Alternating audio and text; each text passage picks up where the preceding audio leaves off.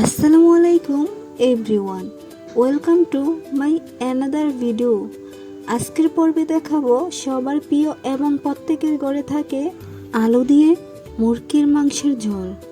আর আমার মনে হয় এটা সহজ রেসিপি হলেও যারা একদম নতুন রাঁধুনি তাদের জন্য জরুরি একটা রেসিপি, তাই আজকে আপনাদের তৈরি করে দেখাচ্ছি।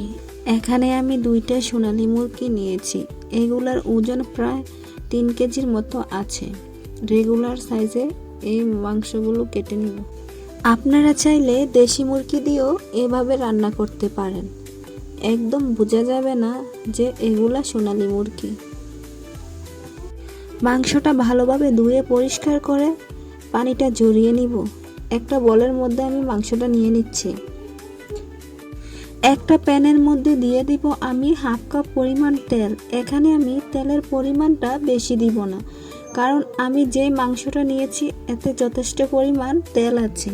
তেলটা একটু গরম হয়ে আসলে এখানে আমি 1 কাপ পরিমাণ পেঁয়াজ কুচি দিয়ে দিব। সাথে দিয়ে দিব 2 চা চামচ রসুন বাটা আর 2 চা চামচ আদা বাটা দিয়ে একটু ভালোভাবে নেড়ে নিব। এখানে আমি 1 টেবিল চামচ ধনিয়া গুঁড়া, 1 টেবিল চামচ জিরার গুঁড়া আর 1 টেবিল চামচ হলুদের গুঁড়া, 1 টেবিল চামচ মরিচের গুঁড়া আর স্বাদ মতো লবণ দিয়ে দিব। সাথে দারুচিনি আর কয়েকটা এলাচ আর 2 থেকে 3টা তেজপাতা দিয়ে একটু ভালোভাবে নেড়েচেড়ে নিব। 1/2 টেবিল গরম মশলা বাটা দিয়ে একটু পানি দিয়ে মশলাটাকে অনবরত নেড়েচেড়ে নিব, যাতে করে মশলাটা পড়ে না যায়। মশলাটাকে ভালোভাবে কষানো হয়ে গেলে যখন তেলটা উপরে উঠে আসবে, তখনই আগে থেকে ধুয়ে রাখা মাংসগুলো আমি দিয়ে দিব। এই পর্যায়ে মশলার সাথে ভালোভাবে মাংসগুলোকে মিশিয়ে নিতে হবে। চুলার আঁচটাকে লো মিডিয়ামে রেখে মাংসটাকে ভালোভাবে কষাতে হবে। অনবরত নেড়েচেড়ে মাংসটাকে ভালোভাবে কষাতে হবে, কারণ মাংসটাকে যত ভালোভাবে কষানো হবে মাংসের স্বাদ তত বেশি বেড়ে যাবে। এই পর্যায়ে আমি একটা ঢাকনা দিয়ে মাংসটাকে ঢেকে দিব প্রায় 10 মিনিটের জন্য। ফিরে আসলাম 10 মিনিট পর। দেখুন আমার মাংসটা একদম কষানো হয়ে গেছে। এখানে আমি 3 কাপ পরিমাণ পানি দিয়ে দিব আর একটু মাংসটা সিদ্ধ হওয়ার জন্য। মাংসটা কষানোর সময় আমার 70% মতো সিদ্ধ হয়ে গেছে। বাকি 30% সিদ্ধ করার জন্য এখানে আমি পানিটা ব্যবহার করেছি। বাঙালি আলু ছাড়া তো চলে না, তাই এখানে আমি 1/2 কেজি পরিমাণ আলু নিয়ে নিব। আলুগুলোকে ছিলে ভালোভাবে পরিষ্কার করে আমি কেটে নিব।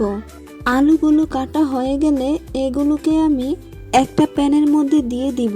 এখানে আমি 1 চা চামচ হলুদের গুঁড়া আর স্বাদ মতো লবণ দিয়ে ভালোভাবে আলুগুলোকে ভালোভাবে নেড়েচেড়ে ভেজে নিব। এখানে আমি নতুন আলু পেয়েছি, তাই এখানে আমি আলুগুলোকে আর সিদ্ধ করলাম না। দেখুন আমার মাংসটা প্রায় 80% হয়ে গেছে। এখানে আমি উপর থেকে আলুগুলো দিয়ে দিব। মাংসের সাথে আলুগুলোকে মিশিয়ে 5 মিনিটের জন্য আমি একটা ঢাকনা দিয়ে ঢেকে দিব।